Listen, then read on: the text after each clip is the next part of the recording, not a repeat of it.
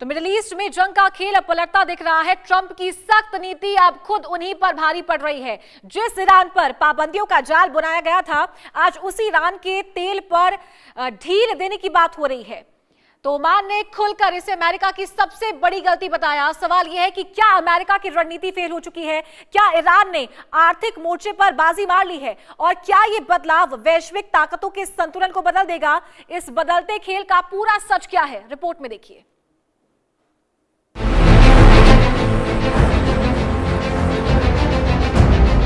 Iran की बढ़त से अमेरिका की रणनीति कमजोर, तेल प्रतिबंध ढीले, बाजार में सप्लाई का नया खेल शुरू। ओमान ने अमेरिका की नीति को बड़ी गलती करार दिया। जंग के खर्च से अमेरिकी खजाने पर बढ़ता भारी दबाव। मध्य पूर्व की जंग में अब तस्वीर बदलती नजर आ रही है। ट्रंप की अगुवाई में शुरू हुई सख्त नीति अब नरम पड़ती दिख रही है। अमेरिकी प्रशासन इस बात पर विचार कर रहा है कि ईरान के उस तेल पर लगी पाबंदियां हटाई जाएं, जो पहले से वैश्विक बाजार में पहुंच रहा है। इसका मकसद साफ है, तेल की बढ़ती कीमतों को काबू में रखना और आर्थिक दबाव कम करना। लेकिन ये फैसला अपने आप में एक बड़ा संकेत है। दबाव की नीति उतनी असरदार नहीं रही जितनी उम्मीद थी। अब अमेरिका खुद उस रास्ते पर लौटता दिख रहा है जिसे उसने भी कभी बंद किया था। तेल का खेल यूएस पे बाजार में पहले से मौजूद ईरानी तेल सप्लाई पर चर्चा हुई है। कीमतों को नियंत्रित करने की नई रणनीति बनाई गई है। ऊर्जा संकट से निपटने की कोशिश तेजी से हो रही है। आर्थिक दबाव इसके लिए बड़ा कारण बन रहा है। इस पॉलिसी में बदलाव के संकेत साफ हैं। इस पूरे घटनाक्रम में ओमान की प्रतिक्रिया ने सबका ध्यान खींचा है। ओमान ने साफ कहा है, ईरान के साथ युद्ध अमेरिका की सबसे बड़ी गलती है। उनका मानना है कि संघर्ष ने न सिर्फ क्षेत्रीय सुरक्षा को खतरे में डाला है, बल्कि वैश्विक अर्थव्यवस्था को भी नुकसान पहुंचाया है। ये बयान सिर्फ आलोचना नहीं, बल्कि अंतर्राष्ट्रीय सोच में बदलाव का संकेत है। अब कई देश खुलकर कहने लगे हैं कि टकराव की जगह बातचीत ही रास्ता है। ओमान की चेतावनी बताती है कि जंग का असर सीमाओं से निकलकर पूरी दुनिया को प्रभावित कर रहा है। आलम यह है कि ओमान ने यूएस का पेच कसने की कोशिश की। ओमान ने कसा यूएस का पेच। विदेश मंत्री ने जंग को बड़ी भूल बताया। वैश्विक अर्थव्यवस्था पर असर की चिंता की। कूटनीति की जरूरत पर जोर दिया है। जंग का असर सिर्फ रणनीति तक सीमित नहीं, बल्कि आर्थिक मोर्चे पर भी भारी पड़ रहा है। रिपोर्ट्स के मुताबिक अमेरिका को इस युद्ध को जारी रखने के लिए अरबों डॉलर की अतिरिक्त फंड की जरूरत पड़ सकती है। पेंटागन पहले ही इस प्रस्ताव पर काम कर रहा है। वहीं दूसरी तरफ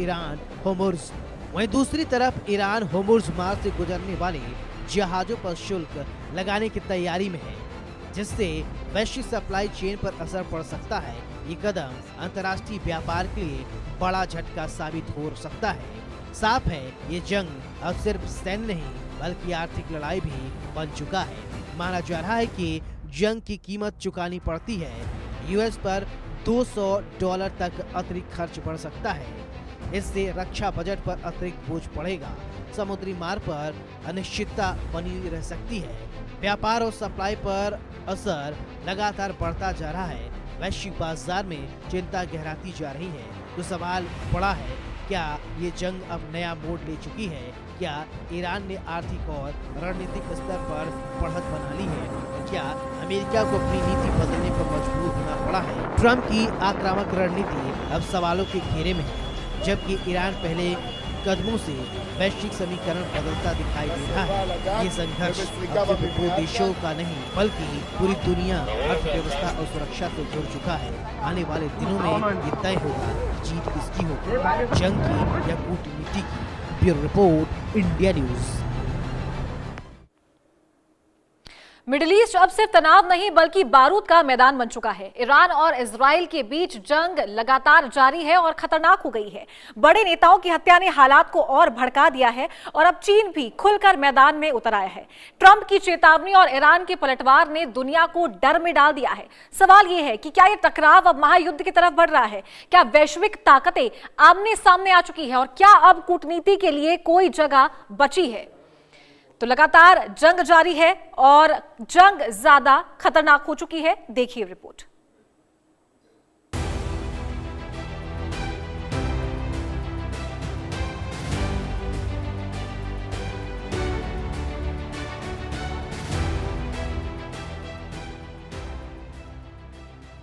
खाड़ी में बढ़ती जंग से वैश्विक संकट गहराया। नेताओं की मौत से हालात और ज्यादा भड़के। मिसाइल और ड्रोन हमलों से क्षेत्र में डर बढ़ा। चीन की एंट्री से टकराव अब और खतरनाक हुआ। मिडिल ईस्ट की जमीन पर अब हर दिन हालात बिगड़ते जा रहे हैं। ईरान और इजराइल के बीच चल रहा संघर्ष अब नए स्तर पर पहुंच चुका है। ईरान के शीर्ष सुरक्षा अधिकारियों की हत्या के बाद तेहरान ने जवाबी हमले तेज कर दिए हैं। खाड़ी देशों में ड्रोन और मिसाइल हमलों की घटनाएं लगातार सामने आ रही हैं, जिससे क्षेत्र में अस्थिरता बढ़ गई है। ऊर्जा ठिकानों को निशाना बनाया जा रहा है, जिससे वैश्विक सप्लाई पर भी असर पड़ रहा है। यह जंग अब सीमित नहीं रही, बल्कि इसका दायरा तेजी से फैल रहा है। जंग का विस्तार, भीषण प्रहार। खाड़ी क्षेत्र में बड़े हमलों की संख्या तेजी से बढ़ रही है। ऊर्जा ढांचे पर लगातार खतरा बढ़ता जा रहा है। ड्रोन तकनीक का इस्तेमाल बढ़ता दिखाई दे रहा है। भीषण युद्ध, क्षेत्रीय अस्थिरता में इजाफा हुआ है। इस संघर्ष में अब वैश्विक ताकतों की भूमिका भी खुलकर सामने आ रही है। चीन ने इजराइल की कार्रवाई पर कड़ा विरोध जताया है और इसे अंतर्राष्ट्रीय नियमों के खिलाफ बताया है। वहीं ट्रंप ने साफ कर दिया है कि ईरान को बिना शर्त झुकना होगा, वरना कोई बातचीत नहीं होगी। यह बयान दिखाता है कि अमेरिका अपनी आक्रामक नीति से पीछे हटने को तैयार नहीं है। दूसरी तरफ कई देश इस टकराव को खत्म करने की अपील कर रहे हैं। यह स्थिति बताती है कि अब यह संघर्ष सिर्फ क्षेत्रीय नहीं, बल्कि वैश्विक शक्ति संतुलन का हिस्सा बन चुका है। ईरान युद्ध में महाशक्तियों की टकराहट। ईरानी नेताओं के मारे जाने पर चीन भड़क उठा। ड्रैगन ने ईरान पर हमले को लेकर कड़ा विरोध दर्ज कराया है। इस तरह कूटनीतिक दबाव बढ़ता जा रहा है। ईरान युद्ध में वैश्विक प्रतिक्रिया तेज हो गई है। जंग का असर अब सिर्फ सैन्य नहीं, बल्कि आर्थिक और सामाजिक क्षेत्रों में भी दिखने लगा है। खाड़ी देशों में ऊर्जा उत्पादन पर असर पड़ रहा है, जिससे अंतर्राष्ट्रीय बाजार में हलचल बढ़ गई है। इराक ने सुरक्षा कारणों से अपने हवाई क्षेत्र को अस्थायी रूप से बंद कर दिया है, जिससे उड़ानों पर असर पड़ रहा है। वहीं ईरान ने खेल के मैदान तक विरोध दर्ज कराते हुए अमेरिका के खिलाफ मुकाबलों का बहिष्कार करने की बात कही है। यह संकेत है कि संघर्ष अब हर क्षेत्र को प्रभावित कर रहा है। समुद्री मार्गों पर भी खतरा मंडरा रहा है, जिससे वैश्विक व्यापार प्रभावित हो सकता है। आलम यह है कि अब ईरान युद्ध का असर खुलकर दिखने लगा है। ईरान का कहर, जंग का असर। हवाई सेवाओं पर पूरी तरह से असर पड़ा है। तेल और गैस सेक्टर पर हमले से ऊर्जा उत्पादन में बाधा आई है। खेल जगत तक तनाव पहुंच चुका है। ईरान ने फुटबॉल मैच में अमेरिका का बहिष्कार किया है। तो सवाल यही है, क्या यह संघर्ष अब नियंत्रण से बाहर हो चुका है? ईरान और इजराइल के बीच बढ़ती टकराहट, चाइना की नाराजगी और डोनाल्ड ट्रंप की सख्त चेतावनी, यह सब मिलकर एक खतरनाक तस्वीर बना रही है। दुनिया एक ऐसे मोड़ पर खड़ी है जहां एक गलत कदम बड़े संकट में बदल सकता है। अब नजर इस बात पर है कि क्या कूटनीति इस आग को बुझा पाएगी, या यह जंग पूरी दुनिया को अपनी चपेट में ले लेगी। Bureau report, India news. Gaza की स्थिति आज ऐसी हो गई है कि बाबा तुलसी का ये दोहा फिट बैठता है कि भई गति साप छचुंदर केरी उगिलत लीलत प्रीत घनेरी। देखिए, हमास इजराइल से लड़ तो रहा है, लेकिन वो अपनों के ही बुरे जाल में फंस गया है। एक रिपोर्ट देखिए।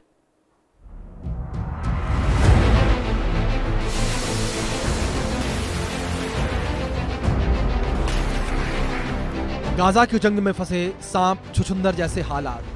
ईरान से बारूद और सऊदी से बजट, अपनों की बेरुखी और दुश्मनों की बमबारी। कहां जाएगा फिलिस्तीन? धर्म के नाम पर शुरू हुई जंग अब वर्चस्व की आग में स्वाहा। इजराइल हमास जंग से शुरू हुई ये आग अब पूरे मिडिल ईस्ट को झुलसा रही है। लेकिन सबसे दिलचस्प और दर्दनाक मोड़ गाजा की लाचारी है। हमास जो कल तक इजराइल की नाक में दम कर रहा था, आज अपनों के बीच ही फुटबॉल बन गया है। ईरान उसे हथियारों की सप्लाई करता है, इसलिए वो तेहरान की वकालत करता है। लेकिन हमास ये भी कहता है कि ईरान को सऊदी और यूएई पर हमला नहीं करना चाहिए। क्यों? क्योंकि अगर इन सुन्नी देशों को नाराज किया तो गाजा को मिलने वाली करोड़ों की आर्थिक मदद रुक जाएगी। हमास इस वक्त दो पार्टों के बीच पिस रहा है। हमास की दुविधा, किधर जाएं किधर न जाएं। ईरान का साथ मिसाइलें और ड्रोन मिलेंगे, सऊदी का साथ पैसा खूब मिलेगा। जियोपॉलिटिक्स की बिसात पर गाजा का मुद्दा अब गौण हो गया है। ईरान ने हमास, हिजबुल्लाह और हुतीयों के जरिए इजराइल को घेरने की कोशिश की थी। उसे उम्मीद थी कि पूरा मुस्लिम जगत उसके पीछे खड़ा होगा, लेकिन सऊदी अरब और यूएई जैसे सुन्नी देशों ने ईरान के नेतृत्व को स्वीकार करने के बजाय अमेरिका के लिए अपने दरवाजे खोल दिए। उनके लिए अपना रीजनल वर्चस्व फिलिस्तीन के मुद्दे से बड़ा है। हमास अब न उगल पा रहा है न निगल पा रहा है। उसे पता है कि बिना सुन्नी देशों के पैसे के गाजा टिक नहीं पाएगा और बिना ईरान के हथियारों के वो लड़ नहीं पाएगा। मुस्लिम देशों का विभाजन, कौन किसके पाले में, ईरान गुट शिया हथियार और रेजिस्टेंस की राजनीति, सऊदी यूएई गुट सुन्नी, एयरबेस और आर्थिक ताकत, बीच में फंसा गाजा, धर्म की दुहाई काम नहीं आ रही। कायदे से तो गाजा और फिलिस्तीन के समर्थन में सारे मुस्लिम देशों को एक होना चाहिए था, क्योंकि पूरी दुनिया के मुसलमान इस मुद्दे पर भावुक हैं। लेकिन हकीकत में पावर गेम भागी।